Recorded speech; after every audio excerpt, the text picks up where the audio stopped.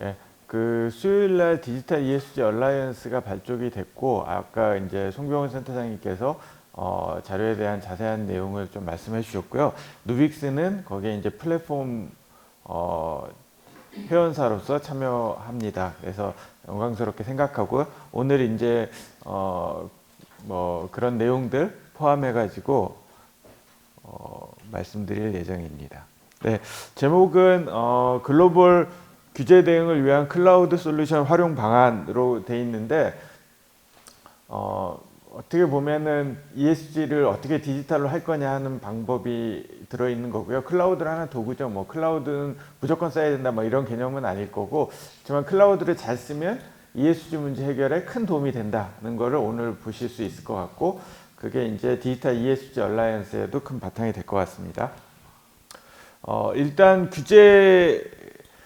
ESG 규제가 머리가 아픈 이유는 법으로 만들어지고 있다는 거고, 특히 이제 수입 국가들이 법으로 만들고 있다는 점이죠. 그래서 과거에는 뭐 탄소를 내가 얼마나 발생했다, 뭐 이거는 도의적으로 줄여야 된다 이럴 수 있겠는데, 지금은 예컨대 뭐 탄소 국경 조정제도 하도 시밤 그래가지고 발음은 좀 안 좋지만 계속 이제 화두가 많이 됐죠. 이게 탄소 국경 조정제도 뭐 말은 어렵지만 핵심은 탄소를 많이 발생시키면 돈을 더 내라, 이 개념이라고 보시면 됩니다. 2020 지금 발효가 됐어요. 원래 이거 2019년에 이런 법을 만들까 이유가 과연 말이 나왔을 때 이 짧은 기간 안에 이게 법이 될까? 뭐 말이 안 되잖아요. 탄소를 많이 발생하면 돈을 내야 되는 거가. 그랬는데 4년 만에 레귤레이션으로 발효가 돼서 충격을 줬죠. 그래서 굉장히 짧은 시간 안에 아예 법제화를 했습니다. 그래서 올해부터 신고 의무가 생겼어요. 분기당 한 번씩.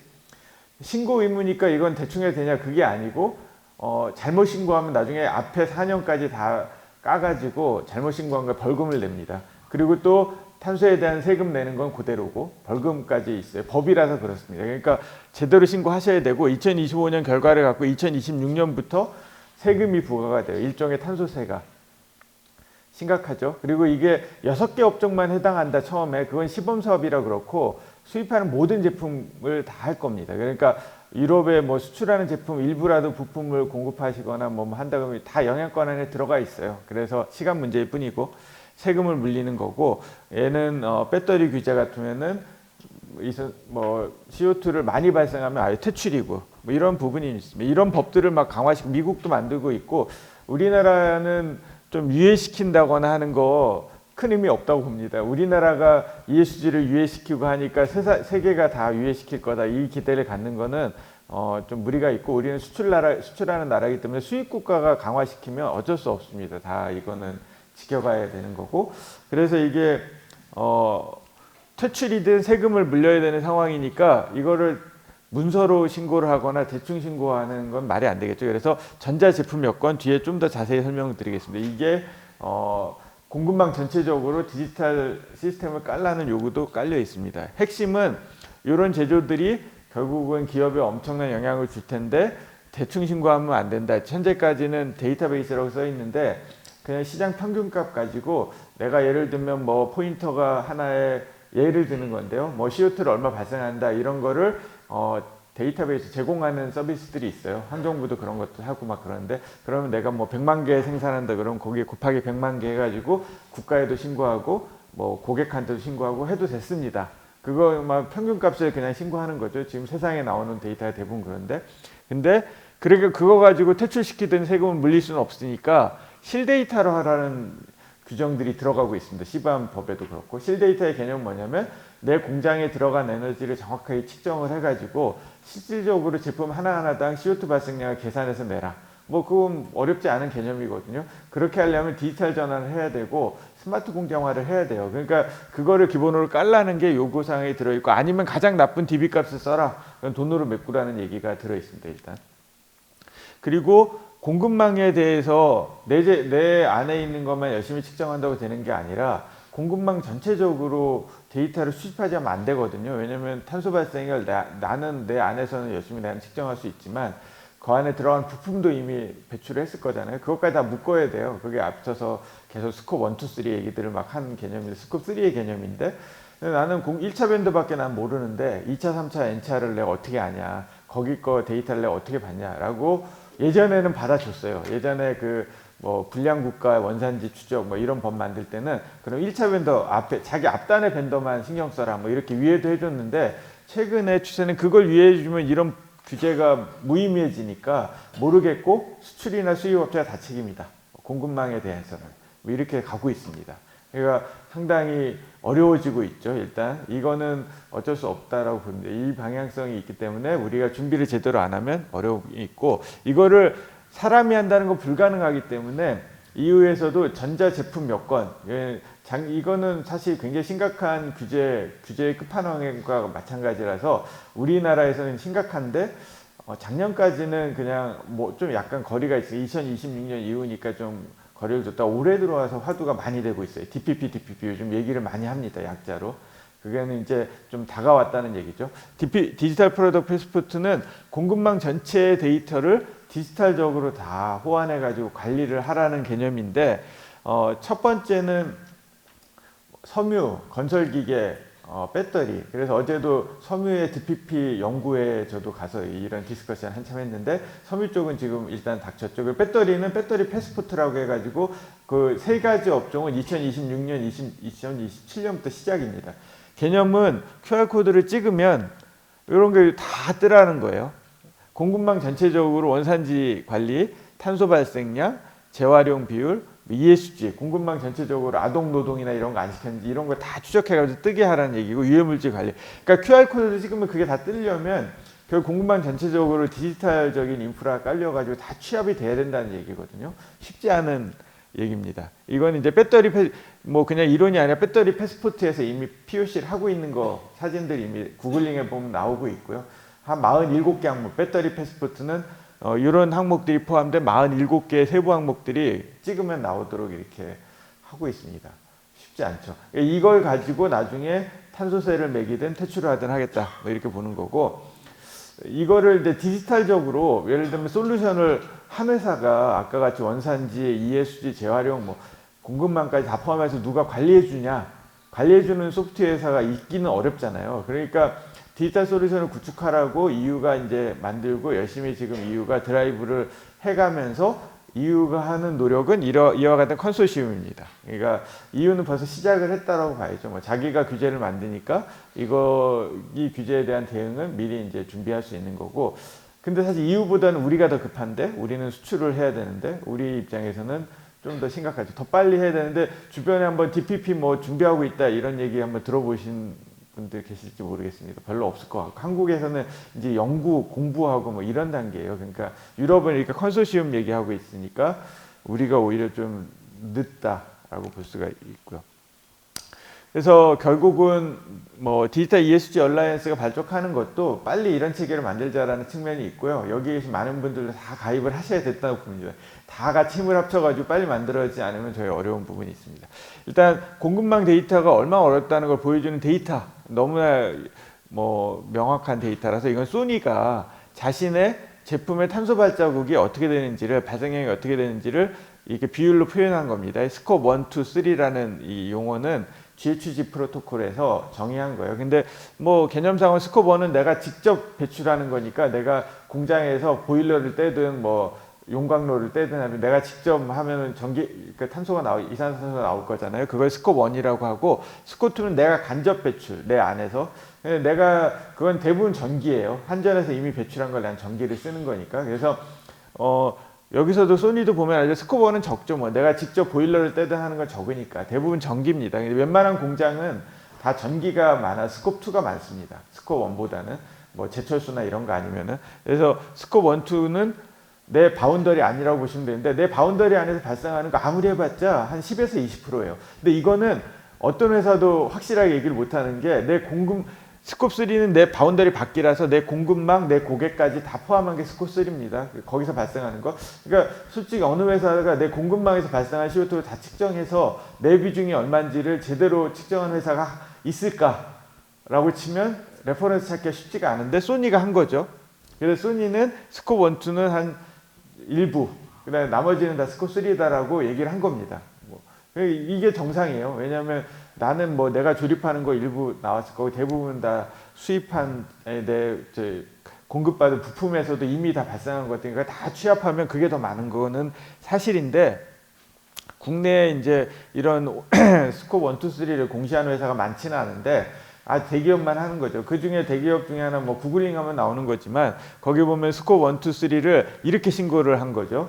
이거는 사실 뭐 앞서서 이제 더와이 대표님도 하셨지만 이게 전문가들이 보면은 좀 이상한 공시예요. 왜냐하면 스콥 1, 2는 굉장히 연도별로 정확하게 이거 말씀드렸지만 내 바운더리 안에 내가 측정하면 되니까 ESG 팀이 열심히 측정해가지고 한 거고 스콥 3가 3%라고 신고를 한 겁니다. 3%.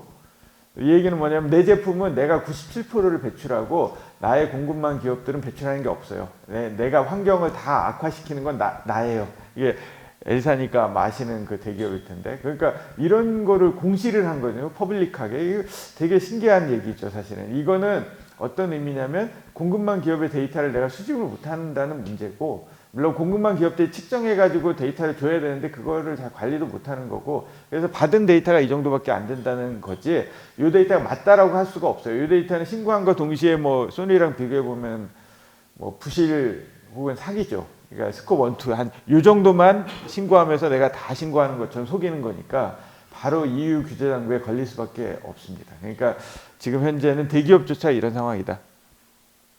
뭐 대기업 입장에서는 해결하고 싶죠. 그러면은 그러니까 답답하니까 늘 하던 방법이에요. 이게 늘 하던 방법이 뭐냐면 현대차도 그렇고 삼성도 그렇고 LG도 그렇고 뭐 자회사가 있잖아요. SI 회사들 그런 데들이 이런 솔루션들을 만들 수 있어요. 디지털 사람이 할 수는 없으니까 그래서 데이터를 모아서 그런 규제 대응할 수 있는 소프트웨어를 만드는 것들은 할 수 있습니다. 그래서 대기업 하나에 이런 소프트웨어를 만들고 공급망 기업한테 다 입력해 달라고 요청하는 게 전통적인 방법이 있죠. 이렇게 하는 거. 이 방법론이 한국형 방법론이 쉽지가 않습니다. 왜냐하면 일단은 뭐 대기업 입장에서 1차 벤더 이후 단에 누가 있는지를 알기도 어려워요. 1차 벤더들한테 너희 벤더 내놓으라고 또 해야 되는데 갑질이잖아요. 사실 이런 정보들이 뭐 체인 받기 쉽지 않잖아요. 그러니까 결국은 일부밖에는 데이터 받을 수가 없다는 것도 문제고 더 큰 문제는 설령 이걸 다 안다고 쳐도 아까 같이 이제 실데이터를 통해서 다 계산을 하려면 투입된 에너지량하고 생산량이나 이런 걸 알아야 하나하나당 CO2를 아는데 그 데이터 내놓으라고 하면 너무 좋을 거예요. 대기업은 그거 가지고 원가를 알 수 있거든요. 그러면 협력업체의 원가를 대충 추측할 수가 있잖아요. 당연히 협력업체는 절대로 이 민감 데이터 줄 마음이 없을 거고 그래서 이 방법론은 전통적이긴 한데 대기업이 할 수가 없다는 걸 스스로도 압니다. 대기업도 어려운 부분이에요. 그래서 달라고 해도 주지도 못하지만 협력업체들이 그렇다고 내가 이런 걸 꾸며서 어떻게든 하려고 해도 어려운 그게 진퇴양난인 거죠. 이게 이유는 다르냐면 이유는 그렇지 않아요. 이유도 똑같아요. 이유도 자동차 회사들 많고 거기도 공급망 데이터를 얻기가 어렵잖아요.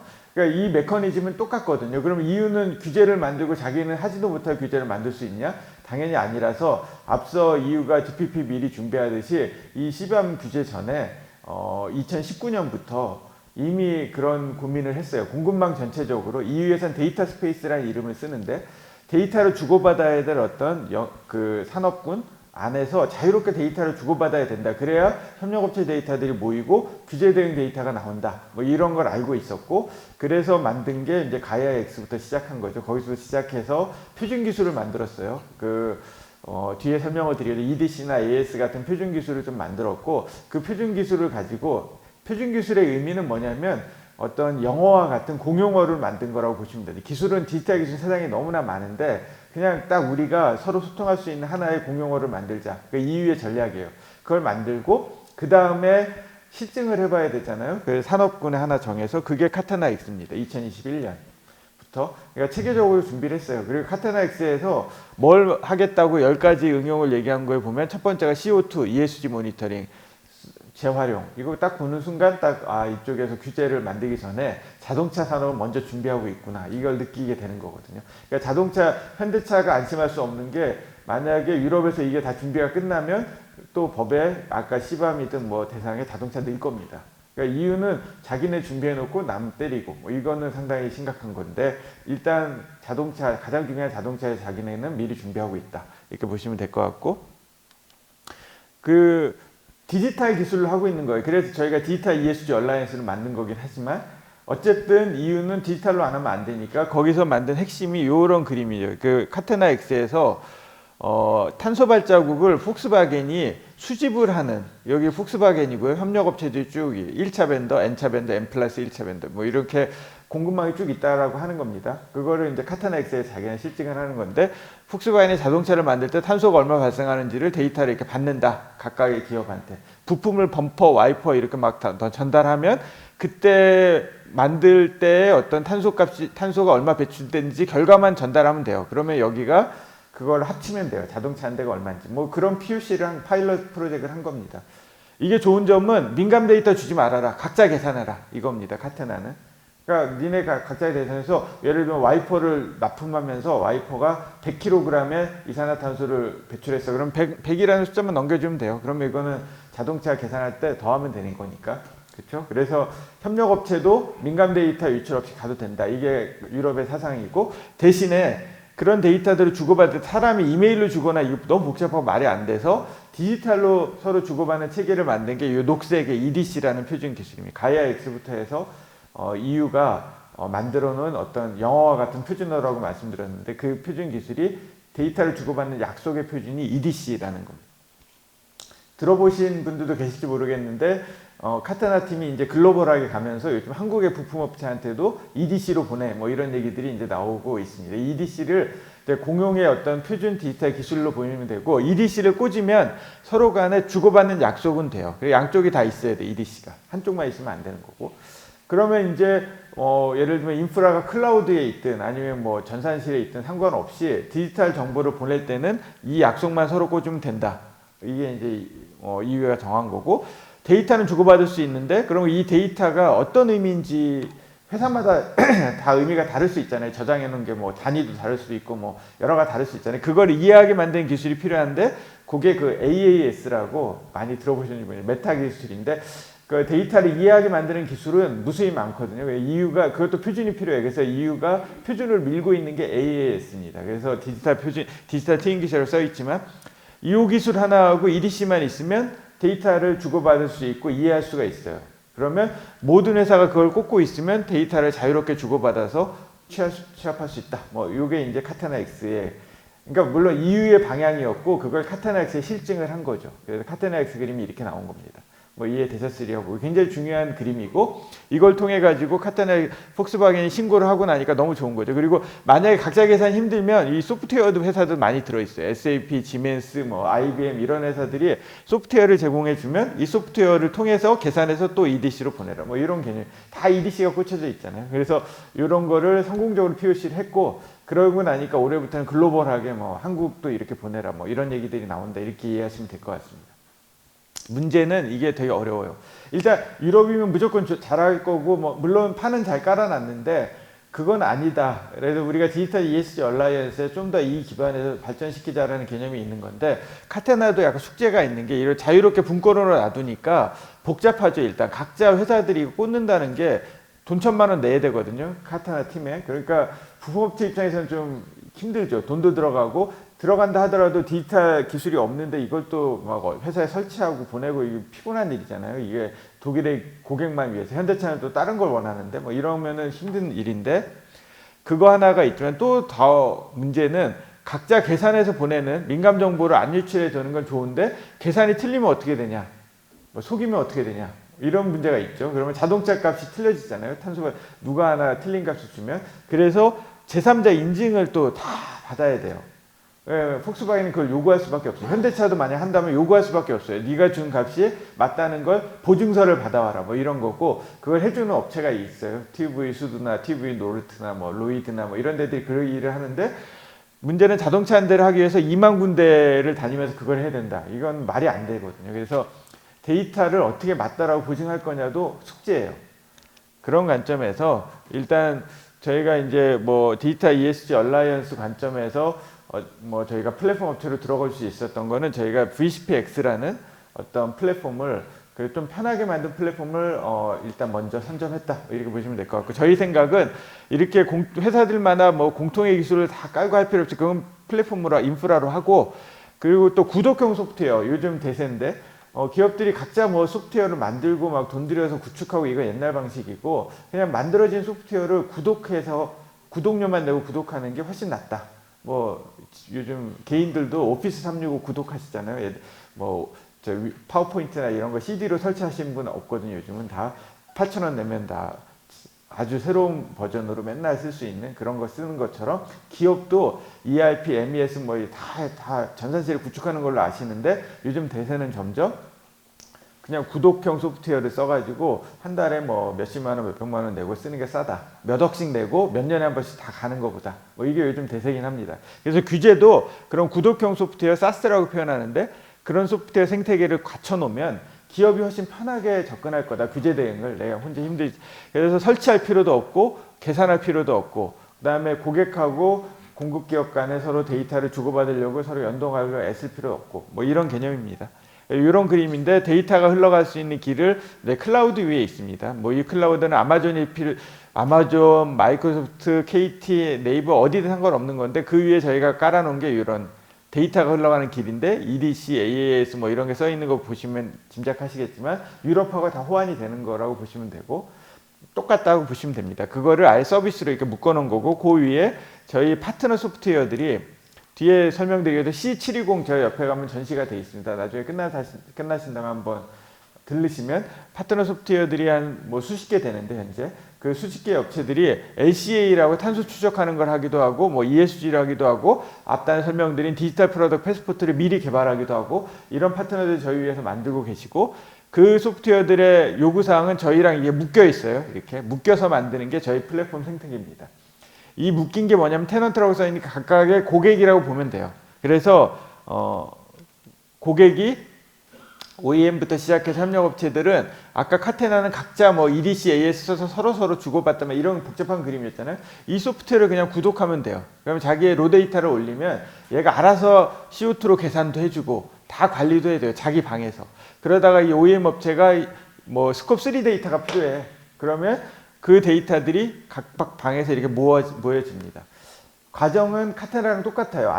그 민감 데이터 보호도 똑같고 주고받는 것도 표준 기술 똑같습니다. 단지 차이점이 있다면 서비스로 만들었다 그걸 다. 그리고 계산해주는 그 소프트웨어 밑단까지 다 묶어서 아예 편리한 형태로 만들었다. 이렇게 보시면 됩니다. 그래서 장기적으로는 카타나 X나 유럽도 이런 방향으로 가야 되지 않을까 생각해요. 저는 그 홈워크를 풀려면 스스로도 이 복잡해서 어렵다고 하는 게 그 문제를 해결할 수가 있는 거고요. 그림을 좀 더 자세히 보이면 그 수출업체하고 협력업체를 쭉 있으면 같이 이제 소프트웨어를 구독하게 되면 그 데이터들은 각각 자기 방에 자기 전산실 같은 클라우드의 전산실에 다 저장이 되면서 계산도 검증된 데이터로 다 계산이 되는 이런 형태로 됩니다. 그러면 자기 거는 누가 침범 못해요. 자기 거예요, 그냥.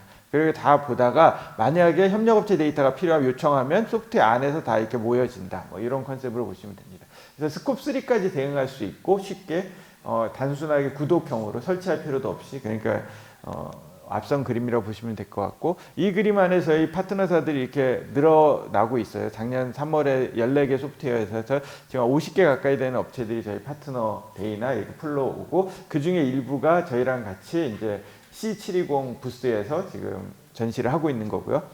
소프트웨어 업체가 대부분이지만 인증 컨설팅, 교육협단체, 현장에서 컨설팅 하시는 분들 교육하는데 협단체 이런 데들이 다 같이 하고 있는데 이거는 소프트웨어랑 경쟁하는 게 아니라 같이 협력 모델을 만들어 가지고 사업을 하는 그런 모델로 발전하고 있습니다. 그래서 저희 플랫폼 생태계에서는 이렇게 다양한 파트너 사이에 계약들이 계속 맺어지고 있는 굉장히 좋은 모습이 상생의 모습이 나오고 있고요. 그런 결과 나온 저희 전시하고 있는 LCA 이제 디지털 LCA인데 보통은 현장에서 다 컨설팅 받아가면서 수동으로 탄소 발자국을 계산해서 신고하고 하고 있거든요. 그거를 디지털 소프트웨어로 만들었습니다. 그렇게 디지털로 만드는 소프트웨어들이 몇 개 있어요. 글로벌 업체들도 그렇게 낸 게 있고 계산기처럼. 저희가 다른 점은 뭐냐면 일단 스콥 3가 된다. 아까 VCPX 기반으로 해서 협력사 데이터를 모아준다. 이거 큰 차별하고 또 하나는 컨설팅이 앞에 파트너로 붙어가지고 같이 계약을 맺어서 만들어서 컨설팅이 내재화된 소프트웨어는 세계 최초다. 뭐 이렇게 지금 얘기를 하고 있고 신문에도 뭐 그렇게 내고는 있습니다. 뭐 부인하기 어려운 게 국내 1등의 LCA 컨설팅 업체가 지금 붙어서 같이 개발했고 현장에 필요한 일을 같이 붙어 해주는데 돈을 받지 않아요. 그냥 구독료에서 서로 쉐어하는 모델로 가기 때문에 그래서 진짜 컨설팅은 내재화되어 있습니다. 이 부분은 차별화된 요소다 이렇게 보시면 될 것 같고 인증도 지금 저희가 글로벌 인증 기업 세 군데가 튜브 노르트, 튜브 수드, 그다음에 로이드 인증원. 그래서 뭐 검색해 보시면 지난 월요일에 저희가 세계 최초로 그 로이드 인증원이 저희 LCA SaaS 소프트웨어를 타당성 검증을 했다 이런 걸 신문에 냈는데 그 이유가 로이드 인증원 같은 데가 저희 같은 업체 한국의 작은 업체랑 같이 협력하는 이유는 뭐 카테나 일하려면 이 수많은 기업을 다 자기가 다니면서 검증을 해야 되는데 이거 어렵다. 수많은 군데 못한다. 근데 우리는 디지털 소프트웨어고 데이터 호환도 이 안에 되는데 여기에 수많은 기업들이 같이 구독하면 해결이 된다. 뭐 이러니까 요것만 잘 밸리데이션 하면 그게 월요일 신문에 난 겁니다. 그러면 각각의 기업 가서 짧게만 체크하면 다 인증서를 줄 수가 있는 거죠. 그러면 이 기업들도 비용이 덜 들고 여기는 인력이 세이브되고 서로 윈윈이 되는 그림입니다. 그래서 1차적으로 저희 소프트웨어를 타당성 검증을 해줬다 이렇게 보시면 될 것 같고 글로벌하게 이런 소프트웨어들이 여러 개가 있으나 컨설팅도 필요 없거나 인증이 이렇게 타당성 검증 완료된 거는 아까 세계 최초로 쓴 것처럼 거의 없다라고 보시면 될 것 같고 한국이 좀 더 앞서가고 있다라고 보시면 될 것 같습니다. 그래서 저희 위에 있는 다양한 소프트웨어들이 지금 있고요. 현재 저희 C720 부스에서는 요 LCA 위주로 LCA 소프트웨어랑 뭐 공급망 관리하는 거, 요 소프트웨어, 그 다음에 유해 물질 관리 이것도 굉장히 큰 영역인데 공급망 전체에 왜냐하면 내 제품에 유해 물질 얼마가 포함되는지 알려면 저 밑에 부품업체부터 다 추적이 돼야 되는데 못하고 있거든요. 그래서 1차 벤더 것만 간신히 취합하고 있어요. 그거를 공급망 전체적으로 구독을 통해 가지고 관리해주는 소프트웨어 뭐 이런 앞선 어떤 형태의 소프트웨어들이 만들어지고 있고 컨설팅부터 인증까지 포함된 종합적인 규제 대응 솔루션 생태계가 만들어지고 있습니다. 뭐 이게 디지털 ESG 얼라이언스의 한 파트로서 저희가 뭐 역할을 하고 저희가 좀 더 확장이 돼가지고 표준화라든지 뭐 여기 이제 같이 참여하실 많은 기업들의 니즈를 반영한 다양한 솔루션 확산하고 오히려 이걸 미국이나 유럽까지도 확산시켜가는 게 좀 바람이고요. 또 제 뒤에 이어서 존경하는 전하진 이사장님 좀 발표를 하실 건데 이 탄소 거래 나중에 이게 탄소가 또 돈이 되는 것까지도 연결을 또 같이 하는 그런 것까지도 지금 그림이 그려지고 있습니다.